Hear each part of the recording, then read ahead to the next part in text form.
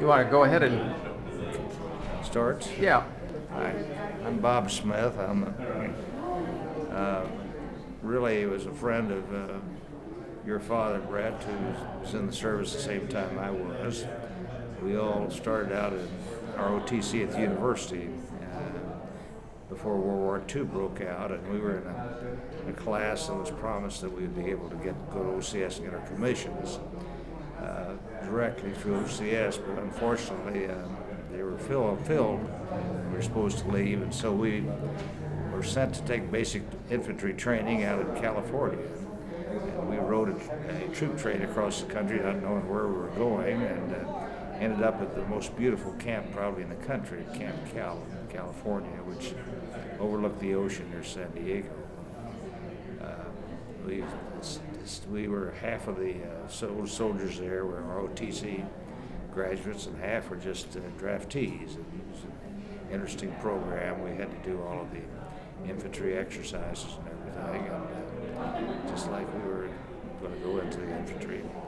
The camp now is a golf course, and so it was very foggy at night, and some of the things I remember we'd do, we had to be on guard duty to guard the camp, and the closest fellow to the oranges at the CP was your father, and he got the idea of passing oranges around from one guard to the other. So that was one of the things we did. After that, we were sent back to Columbia, Missouri, because the OCS officer candidate schools were still filled, and we were put in the university and they gave us engineering courses to help train us for artillery work.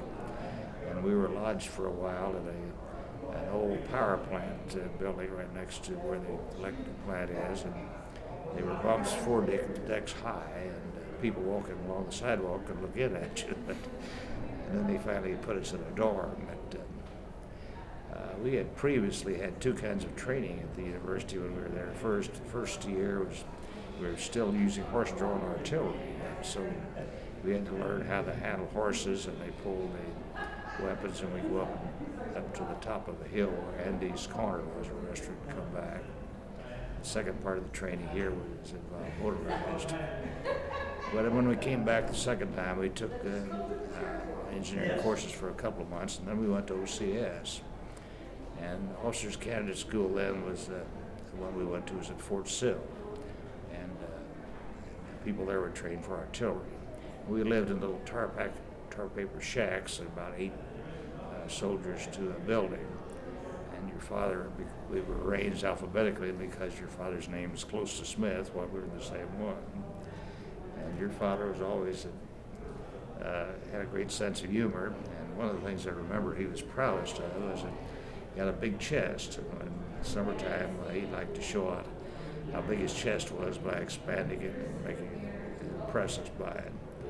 He also was very sensitive to anybody touching him, and so all he'd do is threaten to it. He would get nervous and run out, but he was a good soldier and did very well in the ROTC program.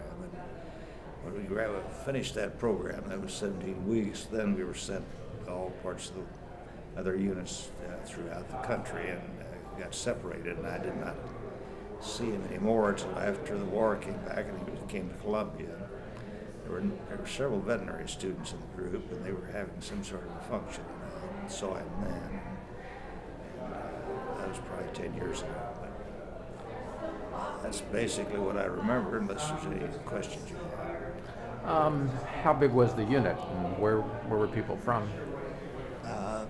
The unit was from all over the state of Missouri, the ROTC units.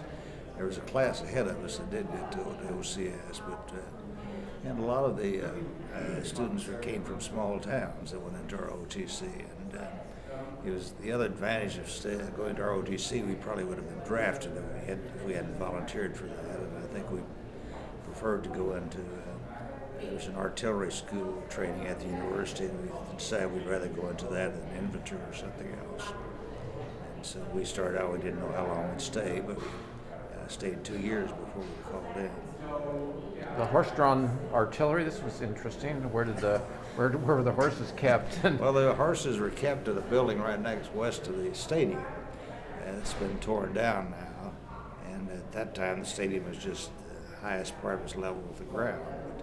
But the stables were wooden buildings located along there, and the horses, after a while, knew that most of the cadets weren't very smart at handling horses, so they did what they wanted to do usually, unless you had some experience. I also remember when once in a while they would take us out and have us ride horses, and at that time they used the McClellan saddle, which was a saddle that split in the middle, very uncomfortable, but it dates back to the Civil War, and that's what they used. It had a big horn on it, and this captain kind of got mad at us one time, so he took us out to where the University golf course was, and made us trot with those horses with our feet out of the stirrups. And so that's the last time we gave him any trouble after that. The guns that were being used then were 75 millimeter French cannons from World War I that was left over. Our army was very poorly prepared. And it was just, as I recall, it was four horses pulled the guns, and then they had a separate case on where they kept which was a chest, kept the ammunition, and that was pulled by another unit. And we would go down what's Providence Road now, and go up the next hill and make a circle and come back. And part of our training was learning how to harness the horses and how to handle them. And we never shot the guns. We had no training. There's no place to shoot them, but we went through the emotions of doing it. I remember going through his military locker and finding slide rules and yes. and what kind of training was about. Well, the field artillery at that time had what they call a fire control center, which they had observers. I later became an artillery pilot. And the artillery, the planes that were in the air or people on the ground, would report the location of the enemy. And we had a system of triangulation whereby you could locate the enemy. And the slide rules were used in this operation center, which you calculated the distances from the information you were getting from these observers as to the measurements that the gun used to fire. And on campus in those days, every engineer over at the university carried a slide rule, just like you'd carry your wallet, and that's what you use before you use computers. And the Fire Direction Center was all done with these slide rules. First time you met, you said, was I related to a redhead? Yes. You give a physical description. This is something that's... Well, facially, your face is very similar to your father's, but I think he was shorter than you were, but he had bright red hair, and so that he was the only redheaded man around, so he took a lot of static about being the redhead, and he was good humored about it. When you were, you say the unit got assigned different places. Where did you end up serving? Well, I ended up with the artillery unit of the 13th Armored Division, which is located out at Brownwood, Texas, at Camp Bowie. And I was the extra officer. They were preparing to go overseas, and they had an extra officer in case somebody flunked the exam. Nobody flunked, so I was then assigned to another artillery unit at Fort Hood. Later went to pilot training. And you were artillery as opposed to infantry. What factored into that choice?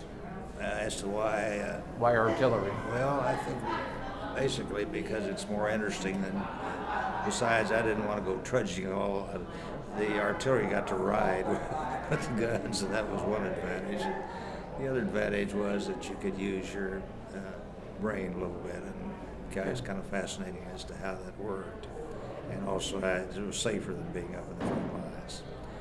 Except that the units had forward observers who were up with the infantry, who were officers, and they usually picked the youngest officers to do that. Anything else you would want me to know? No, I think your father was a good person. He was an excellent soldier. He never got in any trouble I know of, and he was a lot of fun to be with. And then had a successful career as a veterinarian, I assume, in the Independence area. Thank you. I appreciate it. I thought I would, well, I saw this and I said, well, I should, make sure.